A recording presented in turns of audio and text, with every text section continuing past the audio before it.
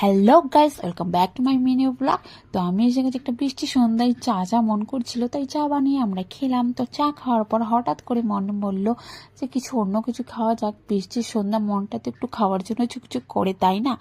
So আমার হঠাৎ মনে পড়লো ব্লিঙ্কিট থেকে আনা একটা স্ন্যাক্স ছিল, স্মাইলি ফ্রোজেন। তো ওটাকেই চলো ভেজে খাওয়া যাক। তো এই দেখো, আমি নিয়ে নিয়েছি, ফ্রিজ থেকে বার করে নিয়েছি। তারপরে কড়াইয়ে তেল দিয়ে, কিছুই না, ওটাকে জাস্ট তুমি চলে ডিপ তেলে একটু ফ্রাই করে নিলেই হলো। ডিপ মতলব আমি এখানে অল্পই দিয়েছিলাম। তো এই দেখো, প্যাকেট কেটে ঠিক দেখতে এরকম স্মাইল করেছিল, কি কিউট না দেখতে। তো ততটাই কিউট এটা খেতেও। তো তারপরে দেখতে পাচ্ছ আমি এটা একটু ফ্রাই করে নিচ্ছি, জাস্ট হালকা ফ্রাই করে নিলে, একটু লাল লাল করে ভেজে নিলেই রেডি।